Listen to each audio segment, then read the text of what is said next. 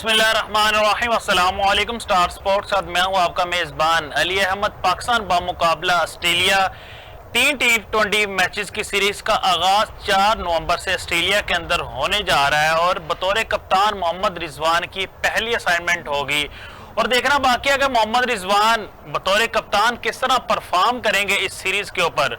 और काफ़ी ज़्यादा मीडिया के अंदर चर्चा हो रहा था कि फ़खर जमान के ऊपर पहले उनको सेंट्रल कॉन्ट्रैक्ट से बाहर किया जाता है, फिर उसके बाद टीम से भी बाहर कर दिया जाता है। अभी जो हमारे तक खबरें पहुंची हैं, कुछ पॉजिटिव खबरें पहुंची हैं मोहम्मद फ़खर जमान के रिलेटेड के फ़खर जमान को हो सकता है साउथ अफ्रीका सीरीज़ में पाकिस्तान टीम के अंदर शामिल कर लिया जाएगा। ये तो वक्त ही बताएगा कि साउथ अफ्रीका की सीरीज़ के अंदर फ़खर जमान टीम में आते हैं या नहीं। और बतौर कोच जैसन गिलेस्पी अपनी पहली असाइनमेंट होगी उनकी ऑस्ट्रेलिया के टूर के ऊपर। देखना बाकी है कि जैसन गिलेस्पी भी एज अ कोच उधर किस तरह परफॉर्म करेंगे।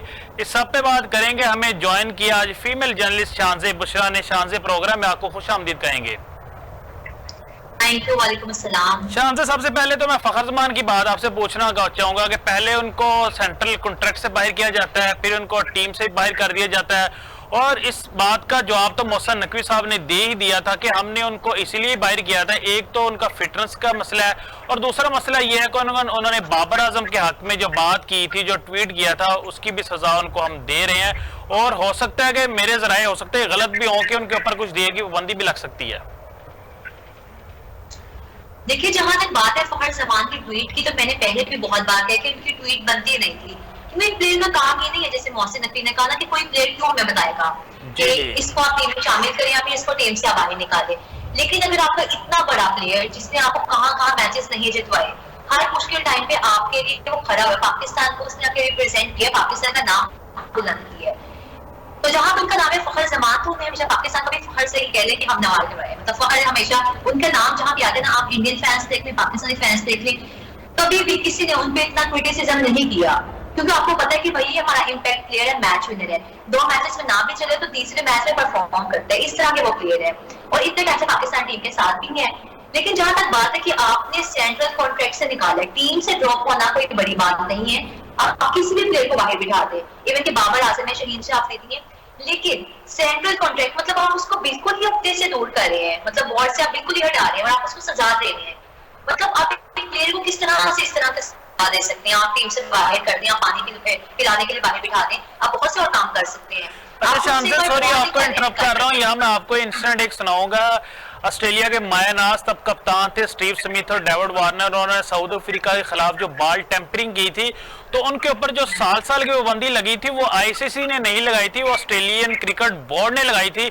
और उन्होंने पाबंदी इसलिए लगाई थी कि कल को हमारा कोई यंगस्टर प्लेयर उठ के इस तरह की बॉल टेम्परिंग ना करें। तो हमारे भी जो चेयरमैन है मोहसिन नकवी साहब ने एग्जाम्पल सेट कर दी है, कल को कोई और प्लेयर उठ के इस तरह को ट्वीट ना करे, क्योंकि आप देखें कोड ऑफ कंडक्ट की आप खिलाफवर्जी कर रहे हैं ना। आप देखिए, जब आपका सेंट्रल कॉन्ट्रैक्ट में आप आते हैं तो उसमें बहुत सी चीजें लिखी होती है कि आपने ये काम नहीं करना। लेकिन जहां तक बात है बॉल टैम्परिंग की और यहाँ पे ट्वीट की, तो 2 मुख्तलिफ पहलू हैं। शानज़े, फिर सॉरी आपको इंटरप्ट कर रहा हूँ। देखिए, ऑस्ट्रेलिया के मायानाज दोनों बैट्समैन थे। आपको इंटरप्ट कर रहा हूँ। स्टीव स्मिथ कप्तान थे और डेविड वार्नर तब वाइस कप्तान थे। ऑस्ट्रेलिया अगर चाहता तो उनको इस तरह भी कैरी कर सकता था। मैं आपको एक और इंसिडेंट सुनाऊंगा। आपने शाहिद खान अफरीदी का तो नाम सुना होगा। ऑस्ट्रेलिया के अंदर उन्होंने बॉल टेम्परिंग की थी, उन्होंने बॉल चबाया था, तो हमारा क्रिकेट बोर्ड तब बहुत ज्यादा कमजोर था। उन्होंने 1 या 2 मैचेस की सिर्फ पाबंदी लगाई थी, उसके बाद छोड़ दिया था। इधर देख लें 1-2 मैचेस की पाबंदी लग रही है, उधर देख लें आप 1 साल की पाबंदी लग रही है। तो डिफरेंस तो है, आ रहा है ना दोनों बोर्ड्स के अंदर। अली, मेरी बात सुने, देखिए बॉल टेम्परिंग में और इस चीज में बहुत डिफरेंस है। ट्वीट करना, आपको मैच फिक्सिंग या फिर उस चीज में नहीं जा रहे, बॉल टेम्परिंग के रूल्स के खिलाफ करके ड्यूरिंग मैच आप बॉल को चबा रहे हैं, तो वो तो आप गलत कर रहे हैं ना, वो आप चीट कर रहे हैं। लेकिन ट्वीट करना और ये करना, ये बहुत 2 मुख्तलिफ चीजें, आप इनको आपस में नहीं कंपेयर कर सकते, नहीं मिला सकते। लेकिन जहां तक बात है ट्वीट की, मैं आपको इसके पीछे बता देती हूँ क्या चीज है। कि फ़खर जमान जो है, उनके जो एजेंट है, मैनेजर है, और साया के साथ आपको पता है काफी प्लेयर्स काम कर रहे हैं। बिल्कुल। तो उन्होंने, और आप अमूमन चाहिए होता है कि आप अपने मैनेजर को कहते हैं कि आप एक ट्वीट लिखें और आपने कर दी। फ़खर जमान ने ट्वीट करना चाहिए बाबर आजम के लिए, लेकिन जिस अंदाज में ट्वीट लिखी गई थी उसका फ़खर जमान को बिल्कुल इल्म नहीं था। वो इस चीज से कहते हैं कि उनको हफ्ते बाद पता चला कि ट्वीट में ये लिखा हुआ था। और कभी भी फखर अच्छा, जमान ये जो आपका खबर पहुंची है कि फखर, अच्छा शानजे, ये जो आप तक खबर पहुंचेगा फखर जमान को एक हफ्ते बाद पता चला इस ट्वीट का, इस चीज के अंदर कितनी सदाकत है? बिल्कुल, और ये बात बिल्कुल, इस बात में आप कह लें कि 100% भी नहीं, 100 से भी अगर ज्यादा हो सकता है तो उतने % आप कह लें कि इसमें सदाकत है, सच्चाई है कि फखर जमान को नहीं आइडिया था। तो और जिस इंसान ने वो ट्वीट लिखी है साया वाले, उन्होंने पहले भी बहुत काम किया, कभी वो बाबर आजम की आईडी से ट्वीट कर देना, कभी शहीन की आईडी से ट्वीट कर देना। और जहां तक बात है कि फखर जमान जो थे, मैं आपको बता देती हूँ, कैप्टन थे, और आकिब जवेद अगर आए थे सिलेक्शन कमेटी में तो उन्होंने फखर को प्रेफर करना था बनिस्बत के रिजवान की तरफ जाते हुए। लेकिन जैसे ये मसला हुआ तो आपको इस चीज का आइडिया कि वो जो काली एनको वाले लोग बैठे हैं पाकिस्तान क्रिकेट बोर्ड में, तो उन्होंने तो बर्दाश्त ही नहीं करना था, क्योंकि पहले भी फखर ने मीटिंग में बात की थी कि एनओसी के लिहाज से कि हमें ये मसले मसाइल है और ये लोग हमें जवाब ही नहीं देते। तो वो पहले ही फखर को पता नहीं कितने मुश्किल से बर्दाश्त कर रहे थे। जब ये चीज हुई तो उन्होंने तो मुद्दा बना दिया इसको, ट्वीट को। अच्छा, आपको लगता है कि आपने बात की फखर जमान पाकिस्तान टीम के कप्तान हो सकते थे अगर उनके थोड़े हम माजी में जाएं, तो मुझे नहीं लगता कहीं उन्होंने किसी फ्रेंचाइज की कप्तानी की हो या फर्स्ट क्लास के अंदर कप्तानी की हो, या वो एचपीएल की तरफ से काफी दफा काफी अर्सा वो क्रिकेट खेलते रहे हैं कैप्टन ट्रॉफी, तो उधर से भी उन्होंने कभी कप्तानी की, तो किस तरह उनको कप्तानी मिल जानी थी, इस बात की मुझे समझ नहीं आई। अच्छा, मैं आपको बताती हूँ। अच्छा, वो एक अच्छे कप्तान हो सकते हैं, उनकी पर्सनैलिटी को देख के लगते हैं, लेकिन जहां तक बात है कि उनका एक्सपीरियंस नहीं है। अभी उन्हें प्रेसिडेंट कप में कप्तानी के 3 मैचेस उन्होंने खेले हैं, बाकी वो चले गए थे मुल्तान के फिटनेस टेस्ट के लिए। लेकिन जितनी उस बात में सदाकत थी कि उन्होंने एक हफ्ते बाद ट्वीट पढ़ी है, तो इस बात में इतनी सदाकत है कि अगर उनको कप्तानी दी जाती, उनको कहा जाता, बाकायदा मीटिंग में बुलाया जाता, वो तब भी कप्तानी ना लेते। और इनके अपने अल्फाज थे कि चाहे ये ट्वीट वाला मसला ना होता और कप्तानी दी जाती, मैं तब भी कप्तान ना बनता। वो कहते हैं कि मैं कप्तानी वाला काम नहीं कर सकता, क्योंकि बहुत बड़ी जिम्मेदारी है कि पाकिस्तान टीम का कप्तान बनना। अच्छा, मैं आऊंगा गैरी क्रिस्टन के ऊपर के गैरी क्रिस्टन ने कह दिया कि मैं अब पाकिस्तान क्रिकेट टीम के साथ और काम नहीं करूंगा, और उन्होंने 2-3 वजूहात बताई हैं। एक वजह तो उन्होंने ये बताई है कि जिस खिलाड़ी को मैं कहूंगा आप उसको ए कैटेगरी दें, जिस खिलाड़ी को मैं कहूंगा आप बी कैटेगरी दें, और दूसरी उनकी ये बात थी कि जो मैं अपनी टीम साथ लेके आऊंगा आप उसको भी पाकिस्तान टीम के साथ एडजस्ट करें। और तीसरी बात ये सामने आ रही थी पाकिस्तान क्रिकेट बोर्ड की तरफ से कि हमारा उनके साथ 2 साल का माहिदा था, तो ये भी माहिदे के अंदर था कि वो 11 माह पाकिस्तान में रहेंगे या पाकिस्तान टीम के साथ रहेंगे, लेकिन वो तो मेरे ख्याल से 1 माह भी पाकिस्तान के अंदर नहीं रहे। तो आप किस तरह देख रही हैं यहाँ पे जैसन, यहाँ पे आप गैरी क्रिस्टन को गलत कहेंगे या पाकिस्तान क्रिकेट बोर्ड को गलत कहेंगे आप? देखिए, वही बात है कि जब आपके अंदर के लोग एक नहीं होंगे, उनमें यूनिटी नहीं होगी, तो फायदा चल रही है। और बात है गैरी जैसे कोच, वैसे हमने कह लें कि एक बहुत बड़ी चीज खोदी है, क्योंकि इंडिया की टीम के साथ उन्होंने वहां पे वर्ल्ड कप जितवाया, फिर आईपीएल की टीम के साथ फाइनल मैच जीते।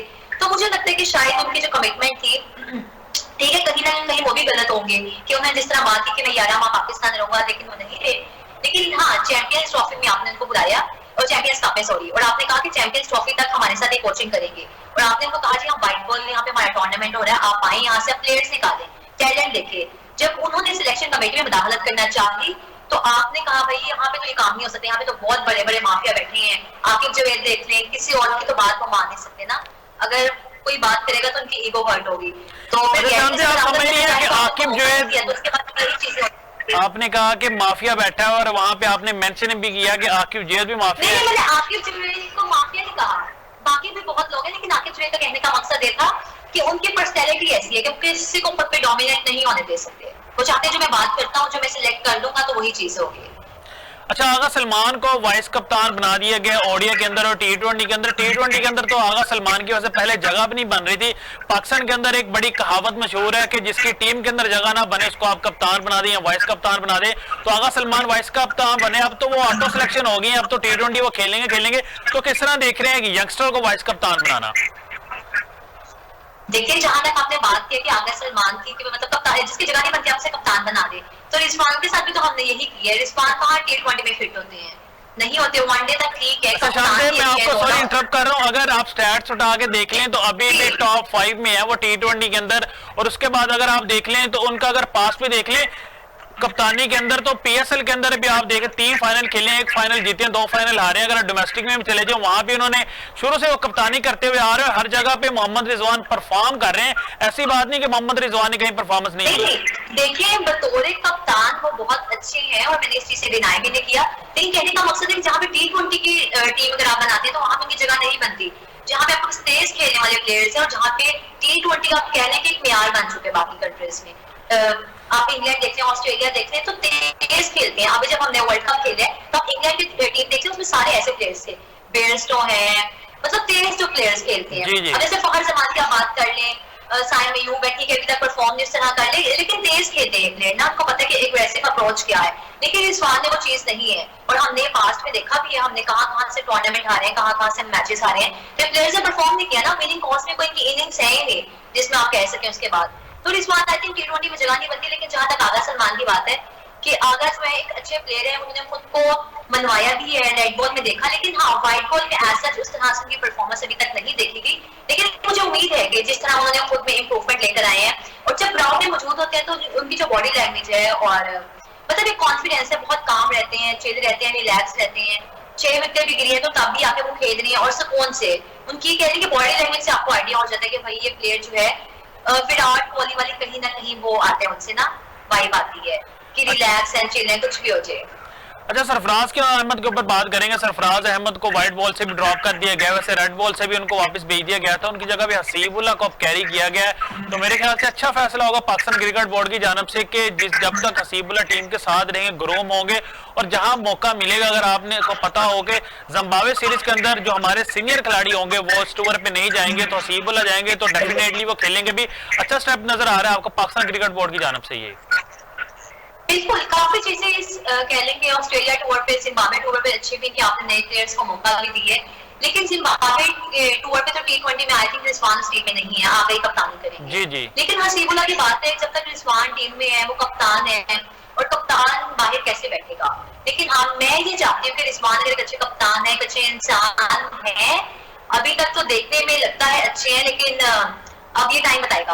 अगर वो अच्छे कप्तान है तो वो कहीं ना कहीं जहां उनको लगे कि ओपोनेंट आपके इतनी मजबूत नहीं है तो आप खुद बाहर बैठ के आप किसी और को कप्तानी दें और आप हसीबुल्लाह को मैचेस दें ताकि वो कीपिंग भी करें, तो इस तरह से आप रोल कर सकते हैं अपने साथ रख के। अच्छा शान से मैं एक लेफ्ट आर्म स्पिनर की बात करूंगा, मेहरान मुमताज अभी वो टेस्ट टीम का हिस्सा भी थी, लेकिन जो अभी टीम अनाउंस हुई है आपकी जो ऑस्ट्रेलिया टूर है उसके बाद जिम्बाब्वे टूर, उस बेचारे का कहीं भी नाम नजर नहीं आ रहा, तो क्या ज्यादती नहीं है उसके साथ कि हमने 2 ऐसे स्पिनर्स के नाम डाल लिए जो टेस्ट टीम का भी हिस्सा नहीं थे, व्हाइट बॉल के अंदर आए और उनका नाम डायरेक्ट पाकिस्तान टीम में आ गया। तो ये मेहरान मुमताज और दूसरे खिलाड़ियों के साथ ज्यादती नहीं होगी कि उनका नाम नहीं आया इस टूर के अंदर?